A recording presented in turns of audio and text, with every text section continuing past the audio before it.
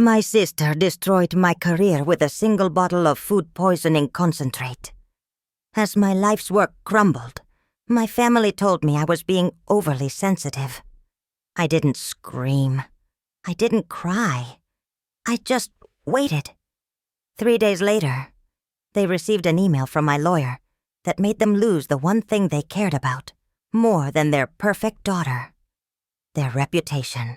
Let's start with the smell. That's what I remember most. Not the frantic phone calls, not the one-star reviews flooding my bakery's page, but the smell of buttery croissants and toasted sugar turning sour with the stench of failure. My bakery, the Gilded Spoon, was my entire world. I built it from nothing. I'd spent my 20s working double shifts, saving every penny, perfecting my grandmother's recipes until my hands were permanently dusted with flour. It was more than a business. It was proof that I existed, that I could create something beautiful, all on my own. And it was working. After 3 years of grinding, I had finally landed the contract that was supposed to change everything. The wedding of the mayor's daughter, a 3-tiered cake, 500 artisanal pastries, a dessert bar that would put my little shop on the map for good. It was the biggest order of my life. I hadn't slept for more than 3 hours a night for a week, leading up to it. The day of the wedding, I was in the bakery at 3 a.m., a humming, nervous wreck of joy and exhaustion. Around noon, my sister Chloe waltzed in. Chloe is the kind of person who succeeds without trying, or at least that's the image she projects. Polished, perfect, with a 6-figure marketing job in the city, and a condescending smile that she mistakes for charm. My parents worship her. They see her as their masterpiece, while I've always been their project. "Wow, you look terrible," she said, setting her designer handbag on my meticulously cleaned stainless steel counter. "Still playing with flour, I see." "It's the biggest day of my career, Chloe," I said, my voice tight as I piped delicate rosettes onto a miniature cupcake. "Right, the little cake thing," she said, waving a dismissive hand. "Mom and Dad are so worried you're overworking yourself for nothing." She sighed dramatically. "Look, I feel bad. Let me help. I can at least box up these little things for you." A part of me, the tired, naive part, felt a flicker of hope. Maybe she finally saw how much this meant to me. Maybe she wanted to connect. So, I let her. I pointed to the hundreds of pastries cooling on racks, the lemon tarts, the chocolate eclairs, the raspberry macarons. I showed her how to carefully place them in the custom-printed boxes. I went into the walk-in freezer to get the top tier of the cake, and when I came back out, she was just finishing up, wiping her hands with a smirk. "All done," she said. "See, I'm a team player. The delivery went perfectly." The venue looked like a fairy tale. I set up the dessert bar myself, my heart swelling with pride. It was flawless. I went home, collapsed into bed, and for the first time in years, I slept with a genuine, uncomplicated smile on my face. The first call came at 11 p.m. It was from the bride's mother, and she wasn't calling to congratulate me. Her voice was ice and fury. People were sick, not just a little stomachache. Dozens of guests, including the bride herself, were violently ill. The words food poisoning and health department and lawsuit were fired at me like bullets. My smile from earlier curdled in my stomach. I hung up the phone, my hands shaking so badly I could barely hold it. My laptop screen was a nightmare. My perfect 5-star rating was plummeting. "Do not eat here," one review screamed. Ruined my sister's wedding. Another said, shut this place down. Health hazard. My parents called next. My mom's voice was laced with that familiar, disappointed tone. Elara, what did you do? We just got a call from the mayor. This is a complete humiliation. I don't know, I stammered, my world tilting on its axis. Everything was fresh. I checked everything. You've always been careless, my dad chimed in on speakerphone. You get overwhelmed and you make mistakes. Chloe's been saying for years that this little hobby of yours would blow up in your face. That's when Chloe's voice joined the call, dripping with fake sympathy. Oh, Elara, honey, I'm so sorry. I told you that you were in over your head. Maybe it's for the best. You can finally get a real job now. I didn't say a word. I just ended the call. I sat on the floor of my apartment, surrounded by the ghosts of my dreams, and I let the silence wash over me. I didn't cry. The shock was too deep, too cold. But then a single clear thought cut through the fog. The cameras. I had installed small, discreet security cameras in the bakery a year ago after a minor break-in. They recorded everything, uploading it to a secure cloud server. My hand stopped shaking. I stood up, walked to my laptop, and logged into the security feed. I didn't know what I was looking for, but I knew I had to look. This wasn't the first time Chloe had tried to burn my world down. To understand why I did what I did next, you have to understand that my entire life has been a quiet war fought on a battlefield only I seem to recognize. My grandmother, Nana Rose, was the one who taught me to bake. She was my sanctuary. While my parents were carting Chloe off to ballet competitions and academic decathlons, I was in Nana Rose's kitchen, my small hands covered in dough, learning that love could be an ingredient. She smelled of vanilla and cinnamon and patience.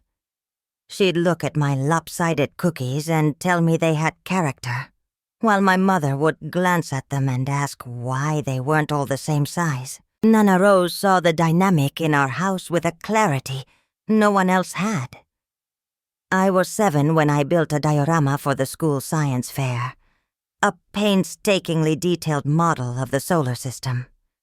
I'd worked on it for weeks. The night before it was due, Chloe, then 10, accidentally spilled a can of blue paint all over it while reaching for a book on the shelf above. My parents told me to stop crying. It was an accident, Elara. Don't be so dramatic. You can just make another one. Nana Rose looked at Chloe's perfectly clean hands, then at the single blue paint smudge on her sleeve that she'd missed, and then at me. She didn't say a word. The next day, she took me out and bought me a new set of professional art supplies. Some people, she told me, her voice low and serious, can't stand to see others create something beautiful. Don't ever let them stop you from making your light. When I was 17, I saved up all my money from a part-time job to apply to a prestigious culinary institute. I filled out the application, wrote the essays, and gave the sealed envelope, complete with the non-refundable application fee in cash, to my dad to mail on his way to work. It was easier than taking the bus all the way to the post office. A month later, I got a letter saying my application was incomplete. They'd never received it. My dad shrugged. I must have misplaced it. Sorry, kiddo. Chloe, who had just been accepted early to a top-tier university, gave me a pitying look. Maybe it's a sign, she said. Not everyone is cut out for that kind of pressure. I found the envelope 6 months later, tucked away in the back of Chloe's closet, hidden inside an old shoebox. It had been opened, and the cash was gone. When I confronted her, she just laughed. "Oh my God, you found that? I was just going to borrow the money. I forgot to put it back. You're making such a big deal out of nothing." My parents backed her up. "She's under a lot of stress with her new classes, Alara. You need to be more understanding. It's just money." It was never just about the money, or the paint, or the application. It was about extinguishing my light, just as Nana Rose had warned.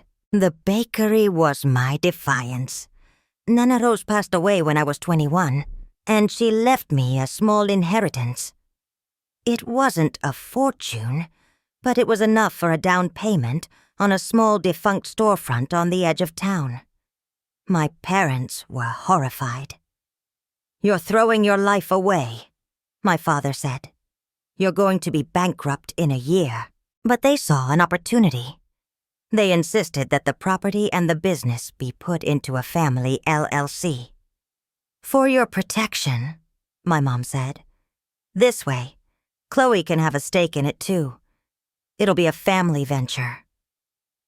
Chloe, who contributed nothing, not a dollar, not an hour of work, not a single idea, was made a 50% partner on paper.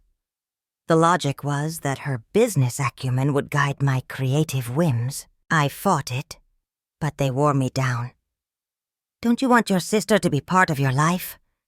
Are you really that selfish, Alara?" So I agreed. But I did one thing for myself. I remembered Nana Rose.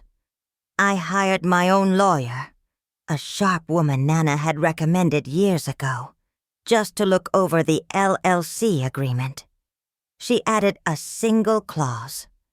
It was my only non-negotiable term. The family, thinking it was just legal boilerplate, barely glanced at it. The clause, Section 7B, the Mutual Integrity Clause, stated that if either partner was found to have committed a deliberate act of sabotage resulting in material or reputational harm to the business, their entire share of the LLC would be forfeited to the other partner. Instantly. Irrevocably. At the time, it felt like a shield. A secret piece of armor. I never thought I'd actually have to use it. I just wanted to know that if Chloe ever tried to burn down this dream, she'd get burned too. Back in my apartment, the air thick with the digital screams of my ruined reputation, I scrolled through the video footage from the bakery. My heart was a cold, heavy stone in my chest. I found the timestamp for when I went into the walk-in freezer. There she was, Chloe, alone in my kitchen for exactly 94 seconds. She wasn't clumsy. She wasn't panicked. She moved with a chilling efficiency. She looked over her shoulder toward the freezer door, then quickly pulled a small dark glass vial from her purse. Unscrewing the cap, she moved down the line of cooling racks. With a small dropper, she methodically squeezed a few clear, oily drops onto a handful of pastries on each tray. Not all of them. Just enough. A sick kind of Russian roulette for the wedding guests. She was careful, precise, her face a mask of detached concentration. It was the same look she'd had when she'd accidentally ruined my science project all those years ago. She pocketed the vial, wiped her hands on her jeans, and composed her face back into a mask of bored helpfulness just as I emerged from the freezer. I watched the clip 3 times. The first time, I felt a wave of nausea so profound I had to grip the edge of my desk. The second time, I felt a rage so pure and white-hot it seemed to burn all the air from my lungs. But the third time, as I watched her smugly place the last box on the stack, I felt nothing at all. Just a cold, sharp clarity. The war was over. I had just never known how to end it. I saved the video file to a thumb drive. I made 3 copies. I emailed one to my personal encrypted account. Then I opened another tab and searched for food poisoning concentrate, tasteless, odorless. The results were horrifyingly easy to find. Marketed as a gag gift or a prank item. A highly concentrated laxative. I read the product warnings. Causes severe gastrointestinal distress. Use with extreme caution. Keep away from children and pets. A prank. She had destroyed my livelihood, my reputation, my soul's work. As a prank. The next morning, I didn't call my parents. I didn't answer their texts, which had shifted from anger to performative concern. I called my lawyer, the same one who had drafted the LLC agreement. I need to invoke Section 7B, I said, my voice steady for the first time in days. There was a pause on the other end of the line. Elara, are you sure? The burden of proof is very high. I have proof, I said. I have a video. The letter from my lawyer, delivered via a certified courier, arrived at my parents' house 2 days later. It was also emailed to Chloe at her corporate job. It was short, professional, and utterly brutal. It outlined the invocation of Section 7B of the LLC agreement. It stated that we had irrefutable video evidence of a deliberate act of sabotage. It informed Chloe that effective immediately, her 50% share in the Gilded Spoon LLC, including all assets and property ownership, was forfeited to me. It concluded by stating that a separate civil suit for damages, including loss of income and reputational harm, was being prepared. And as a final beautiful little grace note, it included a link to the 94-second video clip, password protected. My phone started ringing almost instantly. I didn't answer. It rang and rang. A solid wall of incoming calls from my mom, my dad, Chloe. Then came the texts. Mom, Elara, this is a misunderstanding. Call us right now. You are tearing this family apart. Dad, you are being incredibly vindictive and childish. We will fight this. You have no idea what you're doing. Chloe, you bitch! You set me up. You put cameras in your own bakery? That's illegal. I'm going to sue you for invasion of privacy. And then, my favorite. A text from my dad an hour later. The tone completely shifted. The bravado was gone, replaced by a creeping panic. Dad. Okay, Elara. Let's be reasonable. We can talk this through. There's no need for lawyers to be involved. Just call me. They had watched the video. They knew. They knew it wasn't an accident. They knew it wasn't a misunderstanding. And they knew. I had them. The threat of a lawsuit was one thing, but the forfeiture of the property, that was real. That was tangible. That was a financial asset they had been counting on. An investment they bragged about at their country club. Our daughter Chloe is so brilliant. She's even a partner in a successful small business. I let them sweat for 24 hours. I put up a closed for renovations sign on the bakery door. I met with a PR consultant who specialized in crisis management. She told me the path forward was honesty, but strategic honesty. We had to get ahead of the story. The next day, they showed up. Not at my apartment, but at the bakery. I was inside, methodically dumping every single baked good into the trash, scrubbing every surface, when I saw my father's car pull up. He, my mother, and Chloe got out. They looked like a delegation, arriving to negotiate a surrender. I didn't unlock the door. I just stood behind the glass, my arms crossed, and watched them. My father tried the handle. Locked. He knocked first politely, then with more force. "Elara, open the door. We need to talk." His voice was strained, trying to maintain an air of paternal authority that he had never earned. My mother was wringing her hands, her face a mess of performative anguish. Chloe stood behind them, her arms crossed, radiating pure, undiluted fury. Her mask of perfection had slipped. For the first time, she looked ugly. "There's nothing to talk about," I said, my voice loud enough to be heard through the glass. "Don't be ridiculous," he snapped. "You can't just steal the family business." "I didn't steal it," I said calmly. "Chloe gave it to me. It was in the contract. The one you all insisted on." "It was a prank, Elara," Chloe shouted, stepping forward. Her voice was shrill. "A stupid prank. I didn't think anyone would actually get sick. You're blowing this way out of proportion." "You put a laxative concentrate in food for a wedding," I said, my voice dropping to a low, dangerous calm. "The bride spent her wedding night in the emergency room. Tell me, Chloe, at what point does it stop being a prank and start being assault?" My mother flinched. "Don't use that word.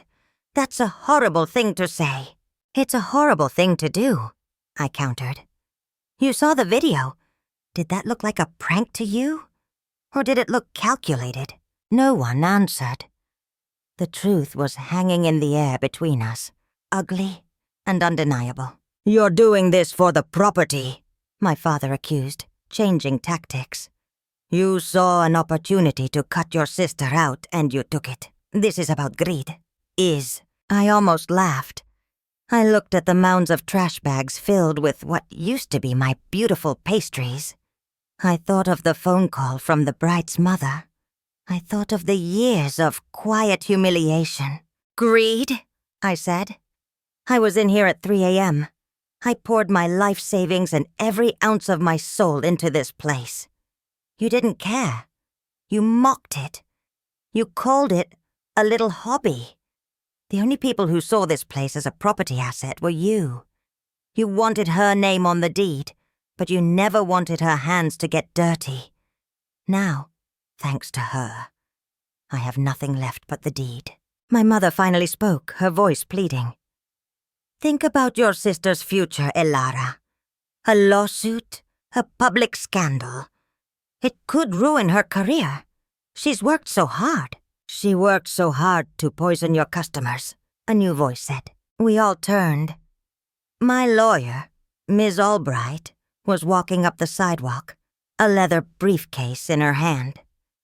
She was a woman in her 60s, with sharp eyes and an even sharper suit. She stopped next to my family and gave them a smile that didn't reach her eyes. "The LLC agreement is ironclad," she said, her voice crisp and clear. "The forfeiture is already in effect. We've filed the paperwork. The only thing left to discuss is the scope of the civil damages. Or," she paused, letting the word hang in the air, "the criminal charges." The color drained from my parents' faces. Chloe looked like she was going to be sick. "Criminal charges?" my mom whispered. "Intentionally contaminating food products served to the public, resulting in bodily harm," Ms. Albright recited as if reading a grocery list. "It's a felony. Of course, Elara is a very reasonable person. She's willing to forego that route in exchange for a full and immediate settlement." My father looked at me, his eyes begging. For the first time in my life, I saw fear in him. Not fear for me, but fear of me. Fear of what I was capable of. "What do you want?" he asked, his voice barely a whisper. I looked past him through the glass of my bakery door, at the empty shelves and the clean counters. I thought of Nana Rose. Don't ever let them stop you from making your light. "I want you to leave," I said, "and I want you to sign the papers. All of them. And I never want to see you again." Then I turned my back on them and walked away from the door, back into the heart of my broken, beautiful bakery. The aftermath was quiet. My family, faced with the twin threats of a public felony charge and a financially ruinous civil suit, folded completely. They didn't have a choice. Chloe signed everything, her hand shaking. My parents signed as guarantors. They settled for a sum that covered the wedding refund, projected lost income for 6 months, and Miss Albright's fees. Chloe had to drain her savings account. My parents had to take out a second mortgage on their home, the one they were always so proud of. The Gilded Spoon LLC and the building it was in was now 100% mine. Chloe was fired from her job. The story didn't go public in a big, explosive way, but whispers have a way of traveling in corporate circles. An ethical breach was the official reason. She moved back in with my parents. I heard from a distant cousin that the atmosphere in that house is now toxic, a thick soup of resentment and blame. Chloe blames them for pushing her into a partnership she never wanted. They blame her for her stupidity and for costing them a small fortune. They're all trapped together in the perfect family image they built. Only now, the frame is cracked and the glass is shattered. As for me, I started over. I kept the closed for renovation sign up for 2 months. I didn't just scrub the bakery. I gutted it. I repainted the walls a warm, sunny yellow. I bought new equipment. I developed new recipes. I reached out personally to the mayor's family, and with my lawyer present, offered a profound, heartfelt apology and a full refund, paid for by the settlement money. They were surprisingly gracious, seeing that I was taking full responsibility and that the perpetrator had been dealt with. They even agreed not to pursue any legal action against me or the business. When I reopened, I renamed it.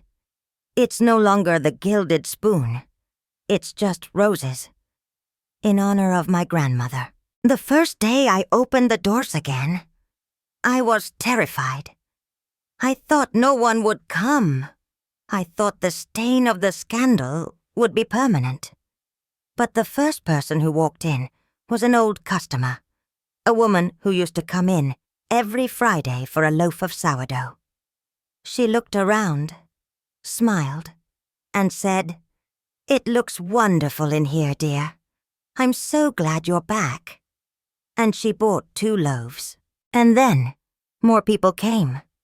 The story, in its vague, small-town gossip form, had gotten out. And people, it turns out, love a comeback story more than they love a scandal. They saw me not as a failure, but as a survivor. My business is now doing better than ever before. It's slower, more intentional. It feels more honest. I don't speak to my family. They have my number, but they don't call. I think they're too ashamed, or maybe just too angry.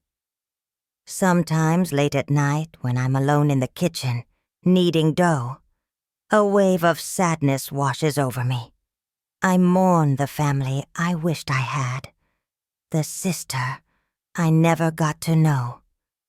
There's a phantom limb pain where they used to be. A victory can still feel like a loss. But then I look around at the warm, clean kitchen, at the racks waiting for fresh bread, at the name Roses painted on the window, and I know I made the right choice. It wasn't about revenge. I didn't do it to ruin them. I did it to save myself. I had to choose between their comfort and my survival. And for the first time in my life, I chose me. I learned that family isn't about blood. It's about who shows up when your world is on fire. It's about who hands you a fire extinguisher instead of a can of gasoline. Some people are born into that kind of family. The rest of us have to find the courage to build it for ourselves, even if it means starting with the ashes. So here's my question for you. Was I justified in taking everything? Or did I become as ruthless as they were? Let me know your thoughts in the comments below. And if my story resonated with you, please consider subscribing. There are a lot more stories to tell.